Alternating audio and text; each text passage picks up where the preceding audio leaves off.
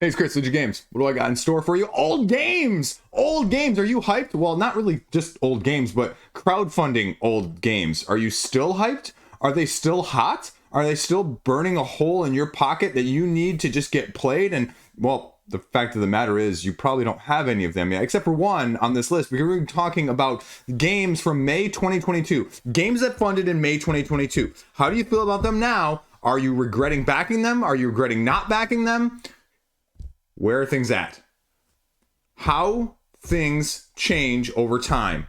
How do our tastes change? And how do we feel about them now that the FOMO is in the rear view, right? Let's do this. 8 games. Where are they at? My thoughts now. My thoughts compared to when they launched. How hyped should you be or not? Because definitely some of that too. Let's do this. First game up. We're going to go a little sideways with this one. Euthia. Not just Euthia, but Euthia resurrected by Steamforged. Euthia said, we can't do our current campaign. We need like $1.5 million, $2 million. And they canceled their campaign without telling people until afterwards. That's actually what they needed. And the true funding goal was a lot higher than, fake funding goals and, that whole thing. That's a whole nother video right here, right? No ramble. Okay. So Steamforged picked it up and they said, hey, we'll help you out. So they went over to GameFound, they relaunched it, and they did pretty freaking amazing, actually, all things considered. Now, and when I say they went over to GameFound, they actually did it over on Kickstarter. The original was on GameFound, they got canceled, and then they went back to Kickstarter because Steamforged does all theirs on Kickstarter, but 7,500 people went in on this because, again, there was a massive FOMO rush. Massive. Secondary market prices were jacked up so high because people have basically declared this game as Mage Knight 2.0. Being a little facetious, a little tongue-in-cheek there, but Mage Knight 2.0 is essentially what they're going for. The grandiose scope, the ever-sprawling mechanics, and the nuances and all the things you're keeping track of, and it raised almost $1.6 million pre-campaign, and I'm sure it raised a lot more than that once it went over to the backer kit side of things and got people in the pledge manager. Now, I say backer kit as more of an adjective like Kleenex, right? But we really haven't heard a whole lot since then. Even the returning pledge here was almost $150 to get just new stuff. It's a lot. So you can see here right now, the returning pledge, like I just mentioned, right? Basically 2 new expansions and some upgrade stuff. And that's fine. The core gonna cost you about $170, not insignificant.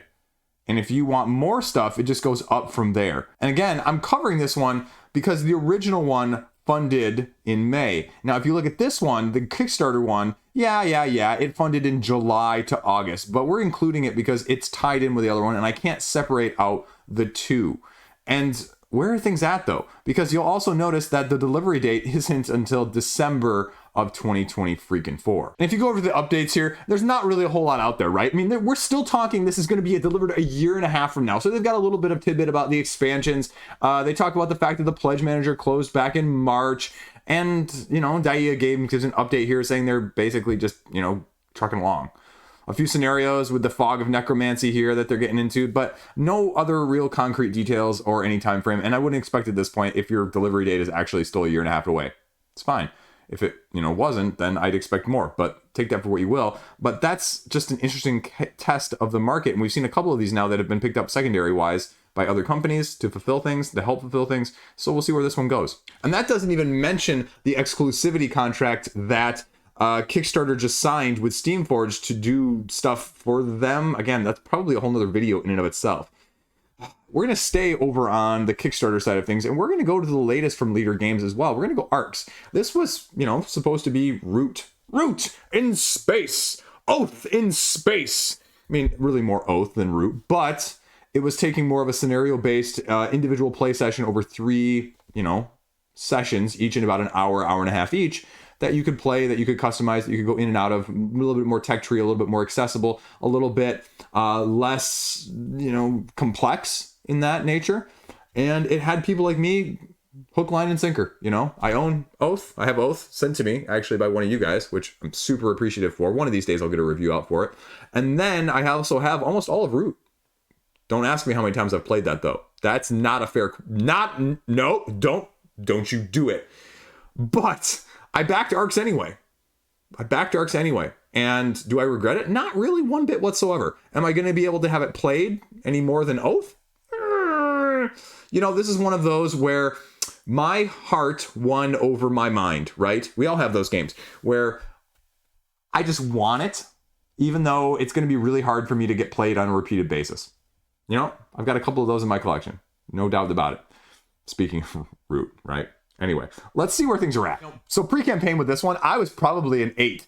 Post-campaign, I'm probably about the same. 8, 8.5. With Euthia, you know, pre-campaign, I was probably a 7.5 or an 8. Prices, actually not falling into the ARCs trap as well for Euthia. I mean, I was probably a 4 afterwards, thankfully.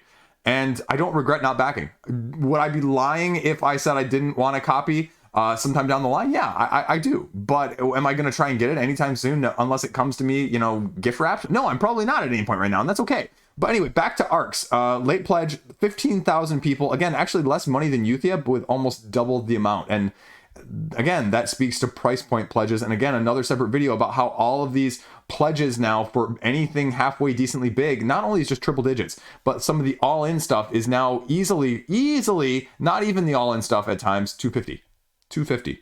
And I'm scared that that's a new baseline. You get the expansion if you get the $100 pledge, and I decided I didn't need the all-in because I didn't need the miniatures. Don't need miniatures. You know me. Liege doesn't do a whole lot of miniatures on all of these things. Where are things at, though, right now? Well, we go over here. Design update, map reveal of the latest update at the beginning of May, and they're just cleaning up the game. And the other thing I really like about these campaigns, just like they did with Root and Oath, is that they're offering like some online stuff with the kits that are slowly evolving, and so you see how it changes over time and you can see what you're getting into. I don't do that though, but I know a lot of people that do, and they're just giving you a lot of information, and I love their transparency. So by the end of the year, I would be shocked if it's not. At the same time, if you're still having development go on, my fear is that yeah, it's probably not going to be by the end of the year. Do I care? No, not really whatsoever. I'm a click it, back it, and forget it as soon as the pledge manager is filled out. So again, I'm completely okay with it from that aspect altogether. Next up, by far and away, the biggest funder on this month, one of the biggest funders of 2022, and that was Castles of Burgundy, the special edition from Awakened Realms. Again, games that didn't need reprints that got reprints, right? Just had a 2019 edition, right? So we're due for another edition of Castles of Burgundy if you're doing the math in 2027. That one will have holograms as miniature replacements, though, just in case you're needing to know that. But it raised almost $6 million with 27, almost 28,000 backers. That's insane, because you're also paying well over 100, closer to 150 or even more dollars for a game that a lot of these people probably already have a copy of. A fair number. Maybe not everybody. I know one of the guys in my game group actually went after it because he was looking at it for a while and he decided he was going to get into it. But that's the sort of thing that you're looking here at, and I just don't know. It looks so aesthetically pleasing, but at the same time, for that price point, when you can pick up a 2019 version for like $20, I just, you know, this has some new stuff, and you know, this is a classic. This is a top like 20 game of all time on Board Game Geek. So, you know, there's enough information out there on it that you don't even need to question it. It's just, do you need the upgraded aesthetic version? And sometimes the answer to this question is yes, and sometimes it's no. And we'll have one of those no's later in this one of these 8 campaigns that I'm talking about today. But, I mean, yeah, right? Increased size, increased visibility and gameplay ability. I mean, I didn't think that was an issue with the first one. Also just means it's going to be a heck of a lot harder to store on your shelves because the game box is going to be massive. And they're sun dropping their miniatures, of course. Now, the one thing I always give Awakened Realms credit for is that you can get everything gameplay-wise, usually without the miniatures. So I always give them kudos for doing that, and they did it here. But essentially for, you know, a little bit more, you get the miniatures and the sun drop version. So I'm not sure why you would. But, I mean, look at this thing, though. I mean, 270 euros for stretch goals, updated hexes, playmats, 3D terrain. Like, I hope this is your favorite game of all time, guys. Talking about price creep. Like, we talk about power creep all the time in games. Price creep, folks. It's real. Price creep. I was not talking about games 2 or 3 years ago on crowdfunding with this type of price on any sort of regular basis. This was the outlier. This has become the new norm, and it's scary. So where are things actually at, though? Shipping report! Just kidding. Just fooled you. Not actually shipping. Going on containers. So going on containers shortly, but the assembly process is still ongoing, so they don't have everything loaded right now. When was this actually supposed to be delivered, though? I don't actually know. Let's take a look-see. It says March of 2023. So, yeah, it'll be about 6 months over. That's not too bad. Yeah. The usual crowdfunding 6 months over anticipated delivery date. Again, love to play it. Love to trade for a copy. Not going to pay for a copy, though, right now. As someone who's potentially looking at getting the 2019 version at some point in their collection as well. I just don't know if I love it yet. And for that price, I better love it. And if I don't love it, you know, it is what it is. Let's stay with big miniature-driven reprints. Batman, the Gotham City Chronicles, Season 3 finally launched from Monolith. Man, I hope Monolith continues to make some good games. I'm still waiting for Ragnarok, by the way. Man, that makes me disappointed. Both in the fact that I don't have Ragnarok yet, as well as Pantheon doesn't get played hardly at all. Anyway, speaking of games that didn't get played in my collection and that were sold before I ever played them because of how messy they were in the first place, back to Gotham City Chronicles. Only that was Season 1. I couldn't get into Season 2, and Season 3 with an RPG just didn't have any appeal to me as well. Miniatures look fantastic, but if you need a 3rd edition to essentially get the gameplay and the rules and the overhead right, you know, burn me once, shame on you. Burn me twice, shame on me. And so I'm not getting burned again by this one, and just in the sense that I can't get it played.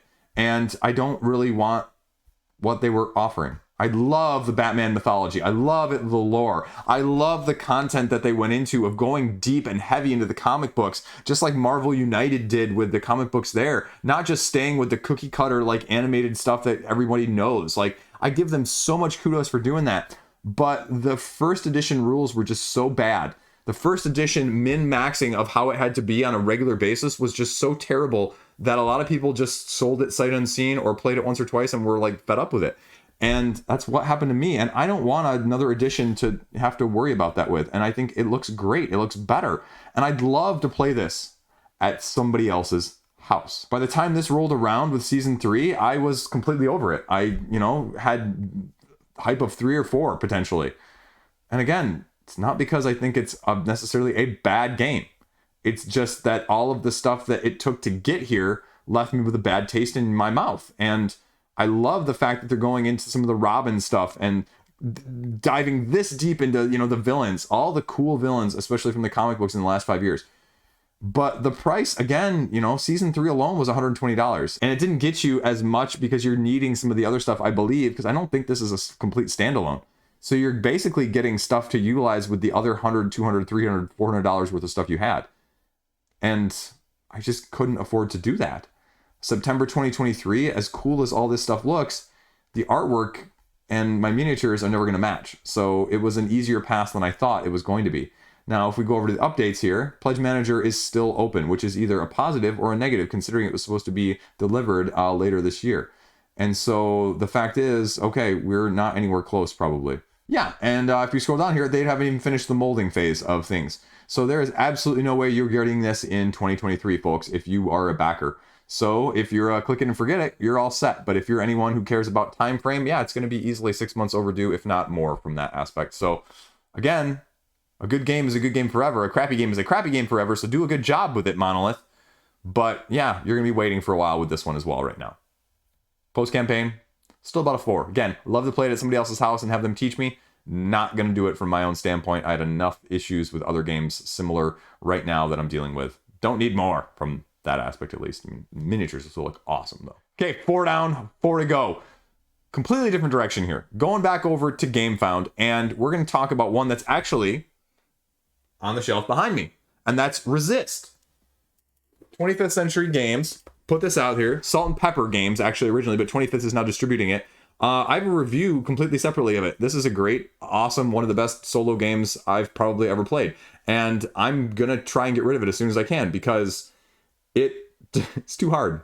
And I'm not a solo gamer. It's fantastic, though. If you're a solo gamer, you should be looking at this one. It raised almost 60,000 euros on crowdfunding in the first place. And 60,000 as a Euro card-driven solo-style game? That's impressive.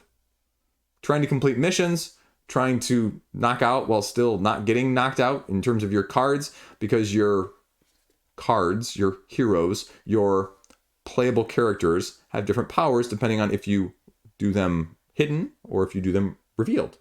and sometimes you lose them if they're revealed. And so how and when you time that in order to beat certain missions, to score certain points, to not lose in the literal sense of losing missions to lose the game, it just works. And it's widely available now at retail, I think, as well, or shortly will be in the future. But it's a fantastic game. It's just not for me. But I think I actually have a review completely done of it. So maybe after this, you'll see more of it if you have any interest. So there you go. I mean, easy one right there. Number 5, right? So that was super simple. Number 5 was over. Now, number 6, we're going to go back over to Steamforged, because the one that Steamforged actually ran in May. Video game IP, right? Who'd have guessed for Steamforged? That's what they do a lot of, right?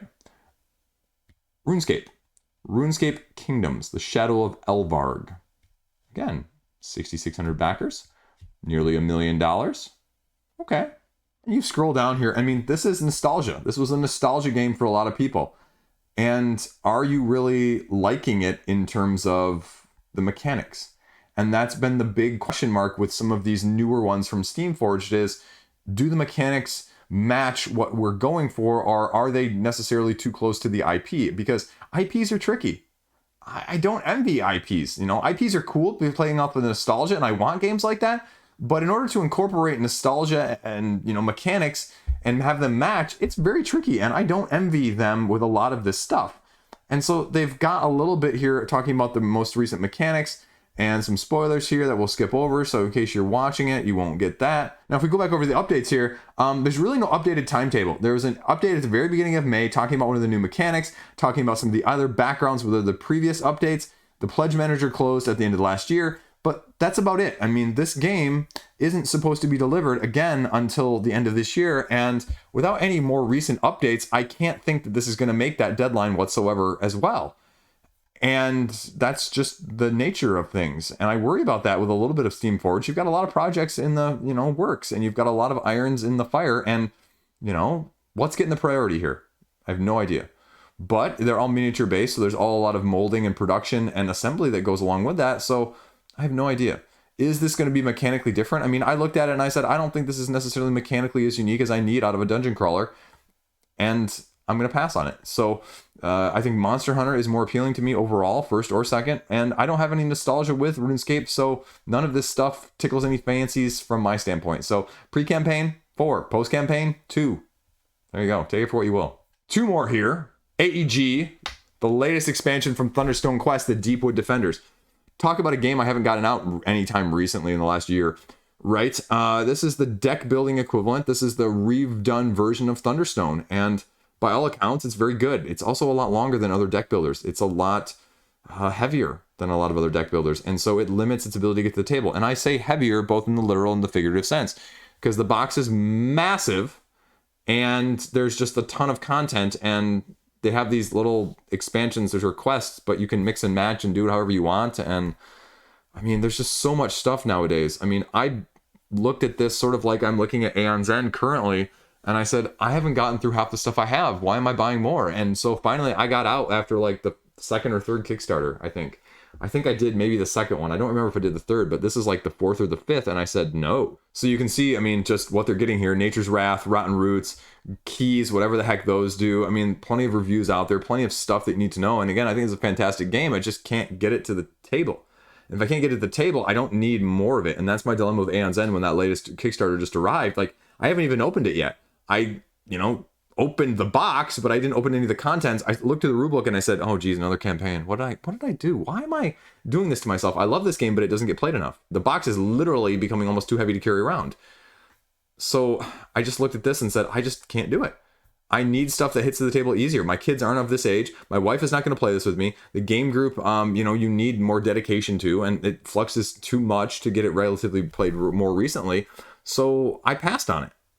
Now, again, 3,700 people are in on this one for, again, only $200,000. But I think that's a lot of returning people who have gotten to the rest of the stuff. And with the latest update, they say, okay, well, this was supposed to be fulfilled in May, so right now, and they say it's going to be, well, fulfilled in June. So take that for what you will. I mean, if that fulfills in June, that's great. And I would assume, since a lot of this stuff is just card driven, I would assume these deadlines are much easier to meet than a lot of the other ones we've talked about previously. So yeah, I mean, again, I'd love to end up with maybe a copy or two in the future when it actually gets more played, or if it just doesn't get played, at what point do I say I'm cutting bait with it too? Because that's a big box taking up, actually 2 big boxes, taking up a lot of content, a lot of space, a lot of time, a lot of effort. And, you know, do I have one that's going to be easier to get to the table, easier overhead, easier to incorporate and get played with similar people who like similar things? Possibly. Pre-campaign, 4.5. Post-campaign, 4, easily. Last up right now, we have, well, the other reprint that didn't need a reprint. The new version of Kingdom Builder, the new-ish version of Kingdom Builder, the deluxeified over-the-top Bezier version of Kingdom Builder, if you will, Empires, right? Oh, and sorry, this was the 10th anniversary edition, the Empire edition here. Not even 1,000 people, but $190,000 because, again, did I mention price point creep? Look at this, folks. The single edition Empire edition is $250 because they basically blinged the holy freaking Castles of Burgundy out of it. Is it any prettier? Well, kind of, maybe. Can you get all of these expansions at a lesser price? Sure. Do you need all of this stuff? This better be one of your favorite games. This better be one of your favorite freaking games. $250. It reminds me of the other one, the Castle Panic one that was super deluxeified, and I just said, what on earth is going on with crowdfunding, right? This is no longer consumer friendly. This is deluxeification FOMO.